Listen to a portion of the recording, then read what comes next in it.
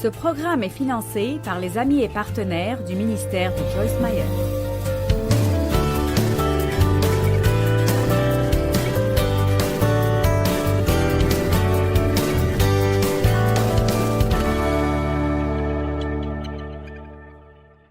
J'ai à peu près 10 différents noms de Dieu que je veux enseigner ce week-end.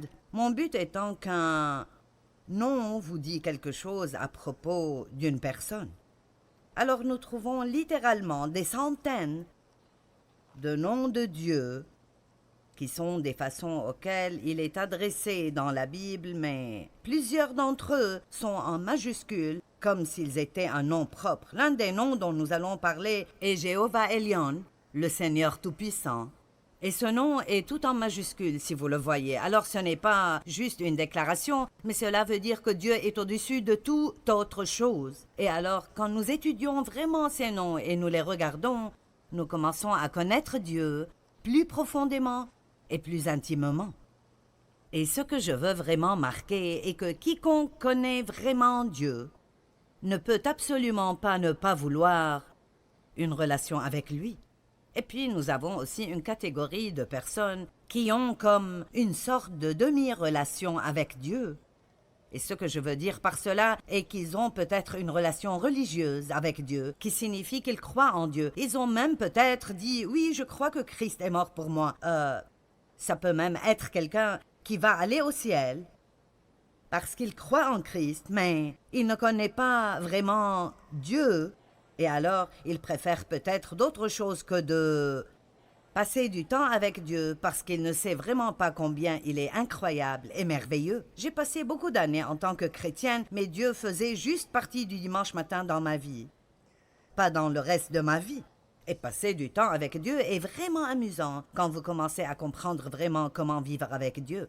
Donc je ne veux pas que des personnes juste reçoivent Christ, mais je veux que celles qui le connaissent déjà le connaissent mieux, pour qu'elle puisse jouir d'une relation avec Dieu. Je veux que tout le monde soit confortable de passer du temps avec Dieu. Et alors, ces noms, vous commencez avec Yahweh qui est devenu Jéhovah, et puis vous avez Jéhovah tiré, et beaucoup d'autres noms de Dieu, et chacun d'entre eux parle d'une partie de son caractère, où ils décrivent quelque chose que Dieu fait. Donc aujourd'hui, nous voulons parler de Jéhovah Elyon, qui signifie le Dieu tout-puissant, le possesseur du ciel et de la terre, qui nous donne tous nos adversaires entre nos mains. Que quelqu'un dise Amen. Genèse 14, 14. Juste au commencement de la Bible, et en fait, c'est Abraham qui a donné ce nom à Dieu à un certain point dans sa vie, quand quelque chose de spécifique s'est passé avec lui. Verset 14. Dès qu'Abraham eut appris que son neveu avait été fait prisonnier, il arma 318 de ses plus braves serviteurs nés dans sa maison, et il poursuivit les rois jusqu'à Dan, qui était un endroit. Maintenant, tout de suite, je pense que c'est intéressant de noter qu'Abraham a attaqué une armée avec 318 hommes. Je sais bien que l'ennemi qu'il poursuivait avait plus que 318 hommes. Ils étaient probablement bien armés et bien organisés. Et ce que j'ai découvert en réétudiant ces noms de Dieu est que les personnes qui connaissaient vraiment Dieu n'étaient pas des lâches. Quand nous savons vraiment qui Dieu est, la peur disparaît de nos vies et nous commençons à venir contre nos ennemis et prendre action, et nous ne plaisantons pas à ce sujet. Nous sommes agressifs, nous ne sommes pas passifs, et j'ai même réalisé ce matin, et je ne sais pas quel genre de problème vous avez ici, probablement quelque chose de similaire à ce que nous avons, mais l'Amérique était un pays fondé sur la parole de Dieu pour un but de liberté spirituelle. Et tant que Dieu était numéro 1, tout se passait merveilleusement et tout était superbe. Et une des choses que nous avions pour nous est que nous étions forts face à nos ennemis. Personne ne provoquait l'Amérique. Et tout cela a changé maintenant. Et c'est parce que nous éliminons Dieu de plus en plus des choses et Dieu n'est pas honoré. Et il y a un changement là-bas et ici possiblement, et cela se passe dans le monde entier. Toutes ces personnes qui essayent de se débarrasser de Dieu, ce qui est la chose la plus ridicule que j'ai jamais entendue, Dieu a commencé cela, tout lui appartient et vous ne pouvez pas le jeter dehors.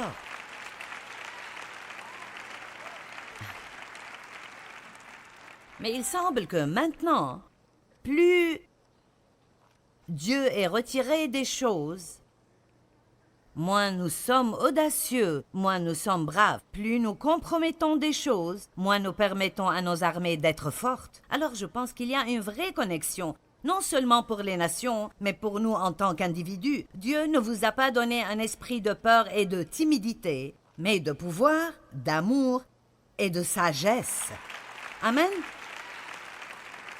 Et nous ne sommes pas créés par Dieu pour être des lâches et pour trembler surtout. Même en allant plus profondément sur combien d'entre vous avez vraiment un problème de vouloir plaire aux gens, ceci même est fondé sur la peur. Nous ne voulons pas que les gens soient énervés contre nous, ni mécontents. Nous voulons que tout le monde nous aime. Et parfois, nous devons être plus audacieux et dire « Je préférerais avoir la faveur de Dieu à la tienne et je vais faire ce que Dieu veut que je fasse parce que je préférerais avoir une bonne réputation au ciel et une mauvaise réputation ici, si c'est ce que je dois avoir. »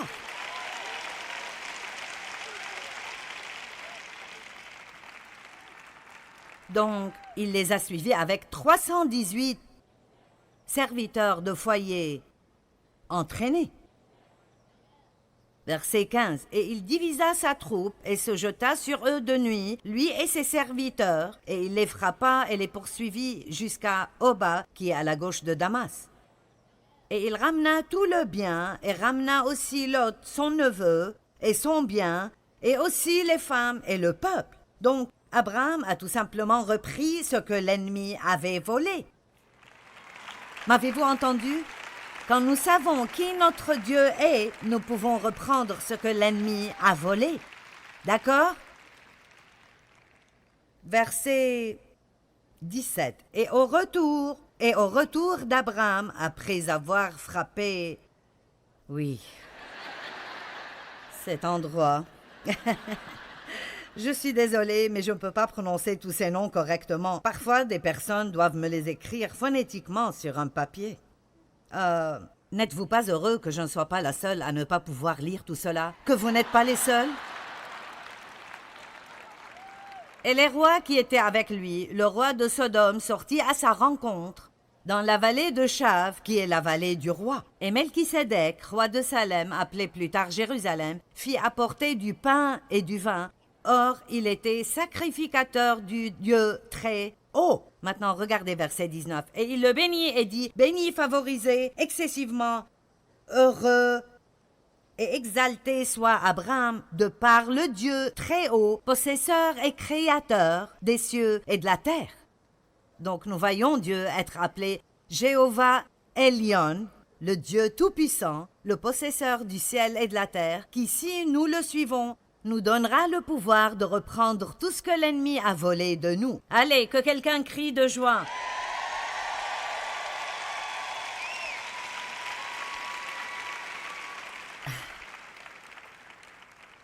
Est-ce que vous sentez parfois que vous êtes en minorité dans la vie? Comme si tout est trop pour vous? Pensez à suivre une armée avec 318 hommes. Et vous allez voir quelque chose dans Juge avec Gédéon qui est tout aussi incroyable. Juge, chapitre 6, verset 1. Et les fils d'Israël firent ce qui est mauvais aux yeux de l'Éternel. Et l'Éternel les livra en la main de Madian pendant 7 ans. Donc, Israël ne faisait pas ce que Dieu lui avait demandé de faire, et honnêtement, à chaque fois que nous ne faisons pas ce que Dieu nous demande de faire, nous nous blessons nous-mêmes. Nous ouvrons effectivement une porte pour l'ennemi dans nos vies. Soumettez-vous à Dieu, résistez le diable et il fuira. Vous ne pouvez pas juste résister au diable. Vous devez vous soumettre à Dieu et en faisant cela, nous résistons automatiquement à l'ennemi. Maintenant, aucun de nous n'est parfait et Dieu merci pour Jésus Mais il y a une différence entre faire des erreurs et faire des choses mauvaises quand vous n'avez pas la connaissance. C'est tout un autre niveau quand vous avez la connaissance et vous savez ce que vous faites et vous savez ce qui est mauvais et vous continuez à le faire, pensant que vous vous en tirerez. Puis en conséquence de son grand amour et sa miséricorde, Dieu doit traiter avec nous, parce que s'il ne le faisait pas, il ne nous aimerait pas vraiment. N'importe quel parent qui laisserait leur enfant courir dans la rue et se tuer sans les corriger ne les aimerait certainement pas. Alors Dieu corrige et discipline ceux qu'il aime, ceux qui lui plaisent, il corrige. Et l'Apocalypse dit que ceux qu'il aime vraiment beaucoup, il leur dit leur faute. Je me rappelle penser, Dieu, peut-être que tu m'aimes un peu trop, parce que je sens qu'à peu près 20 fois par jour, je découvre quelque chose de mauvais en moi. Ils ont donc eu des ennuis. Ils ont vécu en esclavage pour un bon nombre d'années. Mais Dieu a toujours quelqu'un de près à travers qui il veut travailler pour la délivrance de son peuple, évidemment. Il nous délivre à travers Jésus, mais il envoie aussi des personnes pour nous aider. Il envoie des personnes pour nous réveiller de toutes nos absurdités et nous enlever de la voie large et nous remettre sur la voie étroite. Dieu a utilisé des gens comme ça dans ma vie et je prie qu'il puisse m'utiliser comme cela dans certaines de vos vies, même aujourd'hui. Alors Dieu a trouvé un homme nommé Gédéon et il lui a dit, dans le verset 12, « Et l'ange du Seigneur lui est apparu, lui étant Gédéon, et il lui apparut et lui dit, « L'Éternel est avec toi, fort et vaillant homme. » Maintenant, Dieu a vu Gédéon d'une façon totalement différente que Gédéon s'était vu lui-même, ce qui est généralement le cas. Si n'importe qui d'entre nous pouvait voir comme Dieu nous voit, et voit de quoi nous sommes vraiment capables, la plupart d'entre vous n'ont aucune idée de quoi vous êtes capables. Vous ne comprenez probablement pas que c'est ridicule pour moi de faire ce que je fais, parce que pour dire franchement, je n'ai pas la capacité de le faire. Je n'ai pas l'éducation pour le faire. Je n'ai pas l'intelligence pour le faire. Et pourtant, quand vous vous revêtez de Dieu,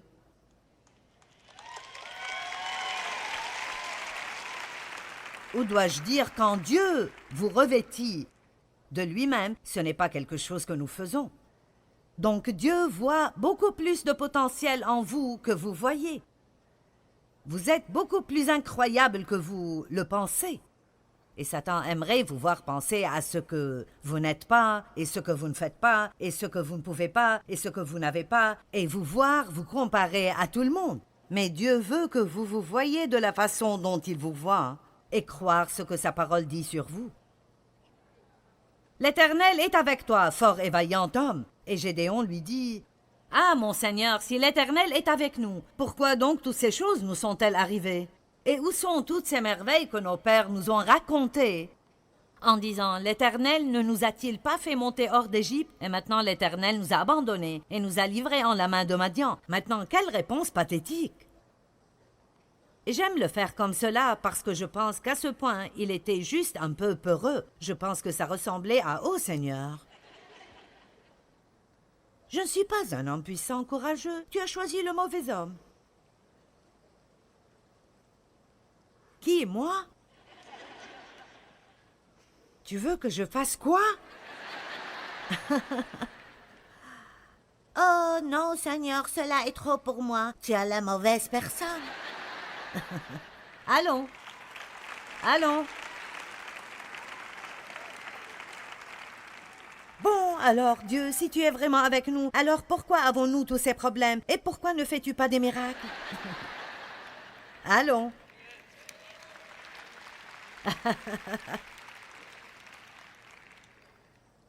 Bien, généralement parce que Dieu ne veut pas devoir venir nous délivrer de tout sans que nous ne fassions rien. Il aimerait que nous fassions face à certaines choses et disions, si Dieu est pour moi, qui pourrait être contre moi? Si Dieu est de mon côté, qui craindrais-je? Nous ne pouvons pas rester assis quelque part et dire, Dieu, nous avons besoin d'un miracle, donne-nous un miracle. J'ai un message que j'enseigne intitulé « Faites rouler la pierre ». Et j'aime ce message parce que j'ai remarqué il y a 4 ou 5 ans que quand Jésus est parti à la tombe de Lazare, qui était déjà mort pour un temps, il puait, sachant déjà qu'il allait le ressusciter de la mort. Il s'approcha de la tombe et dit aux gens, « Faites rouler la pierre. » Maintenant, s'il se préparait à ressusciter un homme mort, pourquoi avait-il besoin que les gens roulent la pierre? Parce que Dieu veut que nous fassions ce que nous pouvons faire, et puis il fera ce que nous ne pouvons pas faire.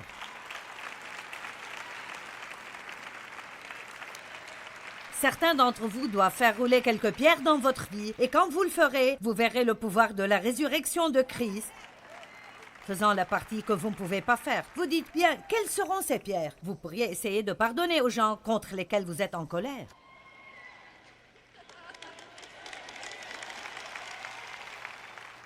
Bon, cela est trop dur.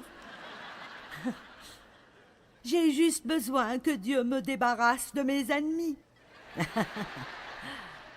Non, nous sommes des soldats dans l'armée de Dieu, oints par le Saint-Esprit, pleins de son pouvoir.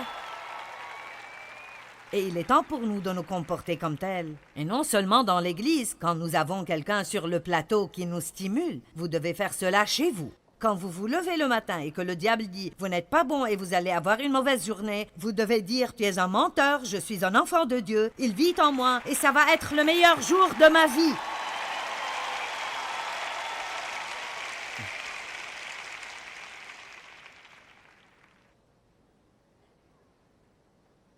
Après ce discours de Gédéon, Dieu n'a pas abandonné. Et l'Éternel le regarda au verset 14 et lui dit « Va avec cette force que tu as, et tu sauveras Israël de la main de Madian. Ne t'ai-je pas envoyé ?» Et Gédéon lui dit « Oh Seigneur, avec quoi sauverai-je Israël? Voici, mon millier est le plus pauvre en Manasse, et je suis le plus petit dans la maison de mon père. N'est-ce pas triste? » Il n'abandonne pas.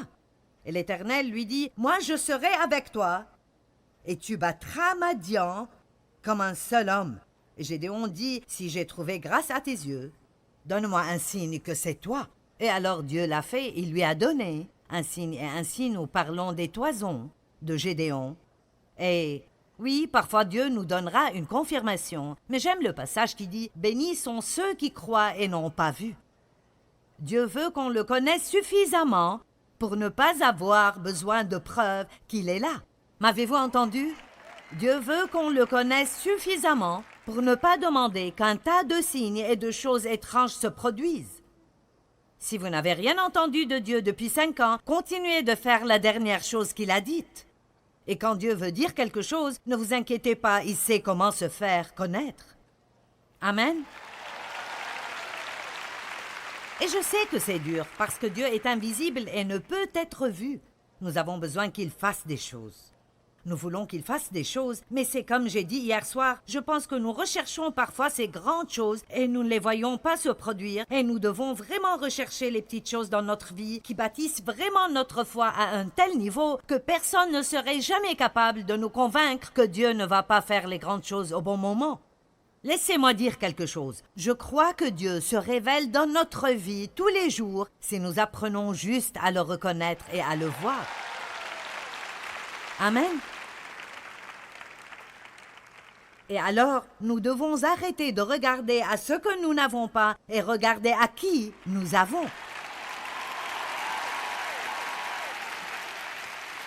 Je veux redire cela. Arrêtez de regarder à ce que vous n'avez pas et regardez à qui vous avez. Juge 6, 34.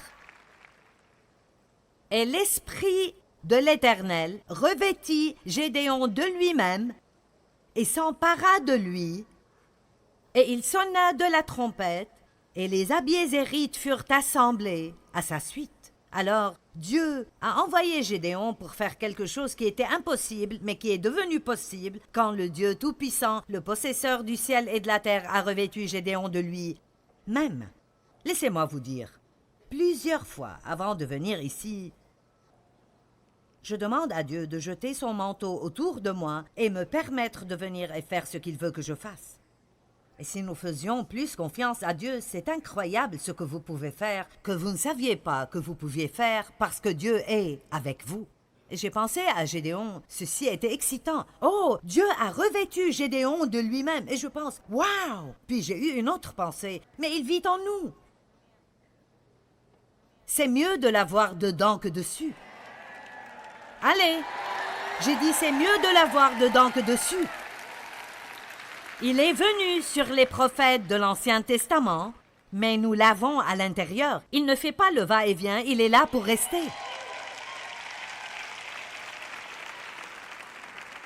Il est Jéhovah. Elion. J'aime 1 Samuel 14:6. Rien n'empêche le Seigneur de sauver qu'il y ait peu ou beaucoup. Rien n'empêche le Seigneur de sauver qu'il y ait peu ou beaucoup. Je vais vous raconter une petite illustration. Au tout début de notre ministère, quand j'avais des petites réunions tout autour de St. Louis, dépendant totalement de Dieu, Dave avait déjà quitté son emploi à temps plein, alors Dieu devait intervenir, vous savez. Non seulement devons-nous payer les dépenses du ministère, mais tout notre salaire venait de cela et... Alors nous avions ces petites réunions et vous pouvez généralement compter sur un certain montant de chaque réunion et vous savez quelles sont vos dépenses. Et si vous n'êtes pas prudent, vous pouvez penser un peu trop à combien de personnes sont là à la réunion et vous commencez à dépendre de toutes ces choses visibles au lieu de Dieu qui est invisible. Amen. Et donc, nous avons eu une tempête de neige quand j'allais à la réunion matinale. Je pense que c'était un jeudi matin. Et donc, nous avions peut-être juste...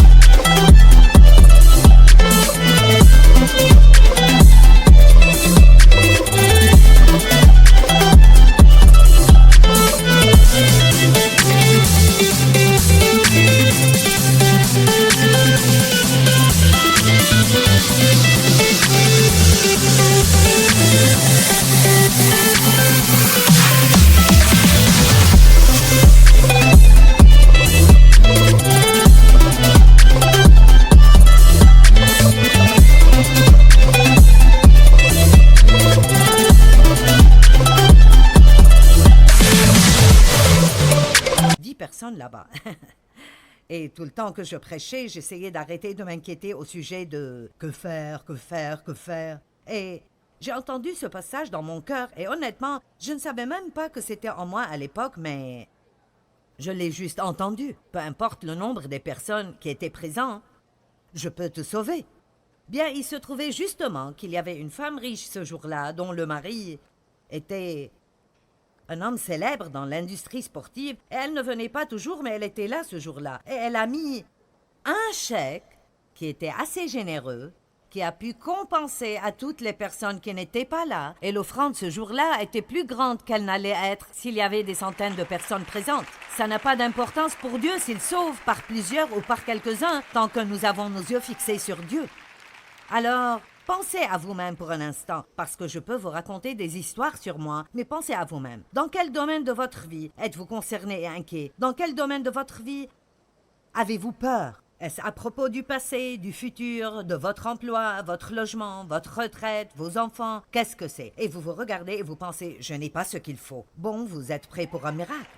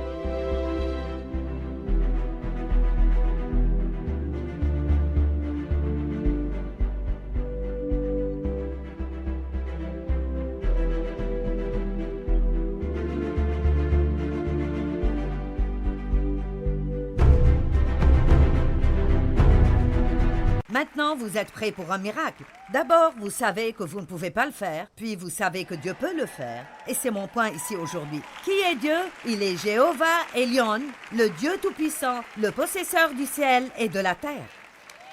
Amen. El Shaddai, Dieu Tout-Puissant. C'est le prochain nom dont nous voulons parler. Il est tout-puissant. Il a tout pouvoir. Rien n'est impossible à Dieu. Vous n'avez pas un problème qui est si petit que Dieu n'est pas intéressé. Et vous n'avez pas un problème si grand que Dieu ne peut pas fixer. Rien n'est trop grand. Et la bonne nouvelle est que non seulement Dieu est tout-puissant, mais son pouvoir est disponible à nous. Je me suis assise à l'église pour des années et j'ai entendu au sujet de ce Dieu puissant. Mais personne ne m'a jamais dit qu'il voulait partager ce pouvoir avec moi. Qu'il a dit dans Luc 10, 19, « Voici, je vous donne l'autorité. Je vous donne la puissance de marcher sur les serpents et sur les scorpions et sur toute la puissance de l'ennemi, et rien, absolument rien ne vous nuira. » Et vous dites, « Bien, attends une minute, des choses m'ont blessé, mais rien ne peut vous faire des dégâts permanents et éternels si vous fixez vos yeux sur Dieu. Satan peut venir contre nous d'une façon, mais il devra fuir de devant nous de plusieurs façons. » Si nous voulons avoir une chrétienté que nous pouvons jouir, qui fonctionne vraiment pour nous, nous devons savoir qui Dieu est. Souvent, nous n'étudions pas le caractère de Dieu suffisamment, et cela est vraiment important dans nos vies. Qui est Dieu? À quoi nous pouvons nous attendre de lui? C'est la seule façon d'expérimenter la victoire dans nos vies.